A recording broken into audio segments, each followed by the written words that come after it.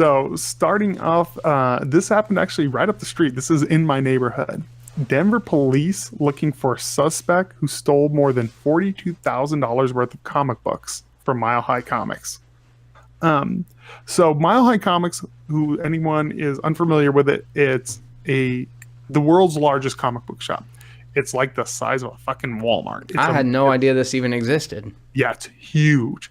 They have like it's made out of like plywood, but they have like a life-size X-Wing in there and stuff like that. Oh, that's awesome. It's an old warehouse. It's a comic book store. And you can go and you can ask for whatever comic and they'll go pull it up on a laptop and they'll go, yeah, let me go in the back, and they come out with it. It doesn't matter what it is. It's unreal. So the other day, a burglar smashed locked glass showcases at Mile High Comics and cut himself while stealing 14 comic books worth $42,000. He then tried to clean up the blood with Windex and a toilet bowl cleaner. Denver police are investigating the burglary that occurred early Sunday, where a man shown in surveillance footage forced entry into the store and stole items, according to Denver Police Department. Police would not detail what items were stolen, calling it evidentiary information, but Mile High Comics owner Charles Rosansky listed on Facebook the comics that were stolen. Let's see, the comics the man took were high-end collectibles. The person said 14 comics. There were Justice League comic first edition, which was worth about $15,000. So this guy, they've been looking for him pretty much everywhere because, yeah, he stole $42,000 and left his DNA all over the store as he cut himself. So we don't have DNA back yet, right? No. Well, I think they have it, but he has no record. So there's it doesn't come up with anything. Oh, yeah, that's a good point. And have they taken the DNA of the owner of the store? I don't know if they have. I haven't heard anything about that. I mean, because look, I'm no detective, but I can usually sniff out a good insurance fraud case. Well, that was the first thing that popped in my head. We were talking about it at work, and we were like, I'm sure this guy is fine with it being stolen, because he is making off like a bandit either way. Like, he doesn't care. Yeah. And where are you getting your pricing from? Like, realistically, like, is there a... I used to use Wizard, but how do you know what a comic book is worth now? A price guide? There's a comic book price guide that comes out every year. They're probably using that, is what I'm guessing that they're doing, is they're using a comic book price guide. But if you took in a comic book to the comic book store and you asked them to give you what was on the price guide, they would laugh in your face, or you think they would be down to do it? In your fucking face. Right. They'd be like, no. But then a private collector, would they pay that much for the comic if they were searching for it? I think if it went to auction, but that was my thing, is like, where the hell do you pass off some of this stuff? It seems very, it's not like you stole a TV. Like, you can sell that anywhere. Like, where do you pass off a $15,000 Justice League comic? And that's what's also interesting, dude, is because the cops were like, we can't give you that information because it's confidential information. It could jeopardize the investigation. And then the owner of the store goes and lists them off on social media. And it's like, he is not naming just shitty comics, but obviously the person wouldn't go in there and take shitty comic books. It had to have been somebody that knows the value of them. So it was obviously well, shit. Yeah, I don't know, man. That's a great question. I don't know who you would sell those to. So I actually just found the list of the comics that were stolen. Avengers #1, Iron Man #1, New Mutants #98. I actually own that. That's first appearance Cable. Adam #1, Amazing Adventures, Tales to Astonish #54. I own that one too. Yeah. Spider-Man 129, signed by Conway. Thor 109, Fantastic 52, Justice League of America #1, All-Star Comics 18, Batman 103, Batman 123, and Original Superman Fan Club Letter. They said one of the things that's weird, though, is I've been to this. It's unreal, those glass cases, what they have. There were signed comics of Stan Lee, in there that he didn't even touch that were right next to it. That You seems wonder weird to me. why. Yeah, and apparently this isn't the first time that Mile High Comics has been burglarized, and the owner said it won't be the last. He's like, it's gonna happen. Yeah. I remember when I first moved here, we had a huge hailstorm, and it punctured a bunch of holes through the roof of that place, and like they ruined a bunch of comics too. Yeah, dude, that's crazy. Holy cow. I'd never heard of the place before this. And then the fact that somebody would go in there to like a place that's got obviously some of the like most coveted comic books in the world. Why they wouldn't take more? It's like they had a certain shopping list they went in for. Maybe those Stan Lee comic books don't have the same value. Maybe, but you would think, here's my thing, if you're already broken into, because I've been there, there's a big glass case, multiple of them. And there's one that has like Golden Age, one that has Silver Age. If I already broke the window, I'm taking everything. All that shit. Yeah, I'm not just like going on a little shopping trip. Picking through it. It's just, it's definitely. I'm assuming though, how would you even sell those? You can't do it online. No. You can't. Yeah, I don't know. I guess you sit on them for a while and hope that people forget. You know what I mean? Like that's what I'm thinking. Like. Because even then, I don't know if the barcodes are that specific or there's numbers. They would eventually pop up somewhere. I just think this guy's gonna have to sit on these comics forever or sell them for nowhere near what they're worth. That's a good question. If you guys are interested in any comics, I know a guy. All right, well, cool. That's a crazy story. It actually did kind of tie into our weird, unfocused tangent that I got us started on. Yeah, I thought it was pretty fun. I was like, oh, well, this actually was perfect timing for bringing up the story. So you brought more. You got some news today. What do you got? Principal admits accidentally plagiarizing 2013 Ashton Kutcher speech. Wait, all right. So I kind of heard about this. It was a teacher? Yes, it was a principal. Okay, a principal at a middle school, elementary school, high school? I think it was a high school, wasn't it? That he plagiarized, Principal Kenny DeMoss, and he plagiarized actors Kutcher's 2013 Nickelodeon Teen Choice Awards speech. Let me see. It's Parkinson High School. Principal Kenny DeMoss issued a statement saying that he should have cited his sources for the May 23rd speech, but asserted the ideas were his own. Quote, I did not get all my ideas from Ashton. Format, yes. Thoughts and ideas were from my heart, he wrote, adding that he's upset the speech was stolen the focus from graduating students. Where is it? What's his last name? DeMoss? Yeah, I thought so. Yep. That's The irony's not lost on me there. What a clown. So when you find someone better than Ashton Kutcher, I haven't heard the speech, but I'm assuming it's not like, this isn't an MLK speech. The kids who were watching the Kids' Choice Awards, that 2013 or 2014, are probably the same ones that ended up in that high school class where he's giving the speech. They're like, I saw this shit when I was a kid. I remember this distinctly because one of the kids had to have called him out, right? I'm assuming that's what happened because you're right. They have to be right in that prime age group because I wouldn't recognize that speech. Right. So he said, a quote, this is the quote from the principal, me and my family are the only ones being hurt here. My accuser isn't. I love kids and I love the school and this only makes me better. Wow. So my thing is, so first of all, you're a principal.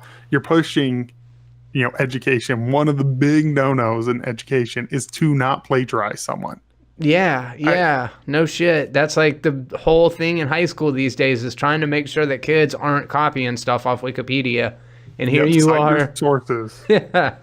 Citing your sources is not fucking good enough if you are lifting the whole speech. That's the definition of plagiarism. I think it's hilarious that his defense is, I should have cited my sources. So why would you even, I could write a speech right now for a high school, commencement. It's super easy. It's generic bullshit. You should be able to do that. Couldn't you write one right now if you had to? Yeah, definitely. Definitely. And if I couldn't, I would go and modify the sentences in a way that people would hopefully not be able to know. But basically when he said like, I didn't write it, but the sentiments are my own, that's basically the equivalent of like getting a Christmas card or birthday card, a fucking anniversary card from the store, being like, no, I didn't write it, but it's my sentiments. It's like, but you didn't write it. Like, don't say you wrote it. That's all you got to do. That's word for word my feelings. Yeah. Even though apparently it says that the cadences and everything were the same. Like he pauses in the same spots and everything. I'm like, did you actually like watch the video like to match that up? What's going on there? Let's see. I'm gonna try to pull this up. Yeah, let's see. Ashton Kutcher in 2013 speech. Yeah. You know, he was actually in the news like yesterday as well for something. Yeah, I'm not gonna play the speech. It's fine. It's not a big deal. But Ashton Kutcher was in the news. Yeah, he was actually. What the hell is that thing? He was actually called into court for a case that happened, I don't know, about a decade ago. He was dating a girl, and he went to pick her up for a party, and she did not answer the door. He thought she had already left to go to the party, but he looked into her window and saw what he quote-unquote thought was spilled red wine. The girl had been murdered by this guy named the California Ripper, or the Hollywood Ripper. Apparently, he murdered 3 women around the same time, and this is the first time that Ashton Kutcher's, like, publicly spoken about it because of the ongoing investigation, you know? I didn't even hear about that at all. Yeah, kind of crazy. Yeah. It's one of those things that's just yeah, I didn't even know that there was anything going on with that. So was it sentencing? Have they caught the guy, do you know? Yeah, they've caught him. He's in on trial right now. He was arrested, but I don't think he's actually been convicted of it yet. But it looks like they have a pretty compelling case about it, because back in like 2011, he was denying it. It looks like they've continued to build a case against him because they pretty much know that the guy did it. But yeah, it's kind of crazy. I think the reason why I heard the story that I just told you is because I heard somebody mention the whole commencement speech thing. That's just dumb. It's just dumb. In the age of social media, it's like you're just begging to look like an idiot in front of the whole entire country. If you do anything stupid, somebody's gonna find you, and you're gonna pay for it. That's why we put our stupid shit online for everyone to see directly. Yeah, 100%. Cut out the middleman. You know what I mean? It's like if anybody's gonna make an ass out of me, it's gonna be me. There's this Seattle man that he was a landlord, property owner, and he had several tenants living within this complex. And he built a fence around a car share vehicle at his duplex because somebody parked the car share vehicle in his duplex behind the fence. He didn't give him permission to, so he literally built a wall around this thing and is letting it rack up money that he can be paid back for it because it's a private company. They can't like destroy his property, and he's got this structure built on his property, so they can't do anything about that, but they want their car out of the other side, and he's charging them like rent for it, and they're like, we're not going to be extorted. But I texted my buddy Dan, who lives in Seattle, and I'm like, are these cars like a problem? Like, is there a reason why this dude should be so pissed about it? And we just were kind of laughing about it. Like, car sharing seems like a relatively good idea, but obviously he did not want this thing fucking parked there. That's pretty awesome. I mean, that's a cool way to do it, you know? That's what I said. He's thinking outside the box, and you got to give somebody credit for that. He contacted ShareNow, the company that operates Car2Go, and gave them 2 hours to move the vehicle. A few hours after that, he erected the barricade, preventing other customers from using it. In a written statement, ShareNow suggested that that might amount to extortion. Spokesman Tim Krebs told the Associated Press that the company is seeking help from the police. Yikes. Could you imagine if that's what you went to jail for? They'd be like, how did you end up in here? Extorted a rideshare company. Like, yeah, people would be like, I don't even know what that is. Yeah, I know. True. They've been there so long. They'd be like, I don't know. It would be better if he extorted one of those little scooter companies. Yeah, that's exactly what I was thinking of, is like bicycles, little motorized scooters, all those things that like progressive cities are using, places like Seattle, where it's like kind of helping the environment, and somebody's like, nah, fuck this. I'm not having any of this. That's too much. All right, what else? What else you got? So officially licensed Pokemon weddings are now offered in Japan. And I interesting. just sent you a picture of it. It's actually a YouTube video. They're just covering it, but there's some pictures in the video where, so in the Pokemon company, because it's Pokemon and company and Nintendo who make all the games together. So Pokemon Company announced it's teaming up with a wedding planning firm in Japan to offer themed ceremonies featuring the franchise monsters. Wedding planning company ASHTON and the Pokemon Company said they recently held the first officially licensed Pokemon-themed wedding, which featured appearances from 2 Pikachu mascots dressed as a bride and a groom. Photos shared by the Pokemon Company showed Pokemon-themed food items at the ceremony, including a cake with a Pikachu cake topper. The package also includes a marriage certificate laden with Pokemon imagery. So it's only available in Japan at the moment. And it's like certified? Like it's okay, wow. Wow. How much are you looking at? Is there a price tag on it? It didn't have a price tag on there. So let me go see. There's a link to the website, but it's probably in Japanese, so I don't know how much that would help us. This is kind of like an eye opener to me, because I know that Pokemon's huge in America. It's huge in Japan, obviously, as well. Yeah, I'd say it's much bigger in Japan. Okay. That makes a lot of sense. I didn't know for sure. Yeah, so Pokemon Wedding script, the page is very slow apparently. Yeah, it's all in Japanese, so it doesn't tell me what it would be anyway. But so, for example, like a show like Attack on Titan, it would be even bigger in Japan, you think? Probably, yeah. Right. Like I know all the anime are like Naruto and everything. Oh, there's some really great pictures though on here for the Pokemon cake and themes, and it's would you do something like this? I mean, I think I would, yeah. I don't think my yeah. wife would. Yeah, I mean, and not Pokemon specifically, no. But if there was like a Jurassic Park themed wedding, get the fuck out of here. That's me. Is like I don't even say it from like a judging perspective. I actually think it's pretty freaking awesome. But no way in hell my wife would go for this. No, Yeah. they're like, this is not your look. Do that for your birthday party, you fucking child.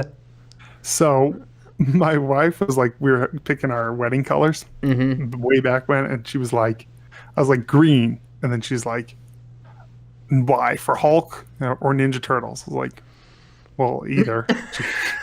Ninja Turtles. And then she's like, well, no, we're not doing that. And so she's like, what color? And then I was like, well, let's do purple. And then I was like, I still got Hulk's pants and Donatello's headband in my wedding. That was the whole reason that I did. She's like, really? That's why. Have you ever seen those zombie-themed weddings? No, I mean, I know I've seen pictures of them before, but I've never actually like seen one in action. Never seen a video of one. Never been to one. I saw a video of one. It was actually kind of cool. You know? I've never been to a weird themed wedding either. You? No, they've all been boring ass normal weddings. I think like Disney weddings are probably pretty popular. Zombie weddings have got to be pretty popular. Yeah, I would assume zombie wedding. Disney probably is a huge one, and I mean, I'm assuming in Japan, Pokemon is going to be another big one. Yeah. If you were going to go themed wedding, what would you have done? If anything I could choose, Yeah. zombie would actually be pretty high up there, because then you could get dressed up yourself, which sounds really, really fun to me. Yeah. The zombie wedding would be cool. What about you? What would you do?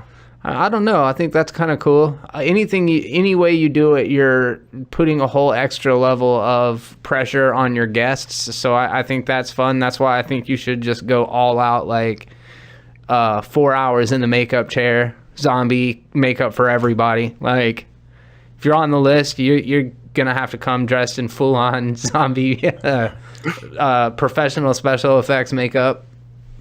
Yeah, like really, really do it all out. And grandma's up in the chair for like 3 hours, like, I don't even like zombies. Every person is zombies. How about this? You're a zombie hunter, you and the bride, and then everyone else is required to be a zombie. It's like a paintball themed excursion. Yeah, that would be fun. That would be fun. Yeah, I don't know, man. I think because of the fact that I always just looked at weddings as like such the bride's day. Just any other time, like give me a themed Lord of the Rings party. So dinosaurs, man. I mean that would be fucking cool. I just don't know how you pull that off.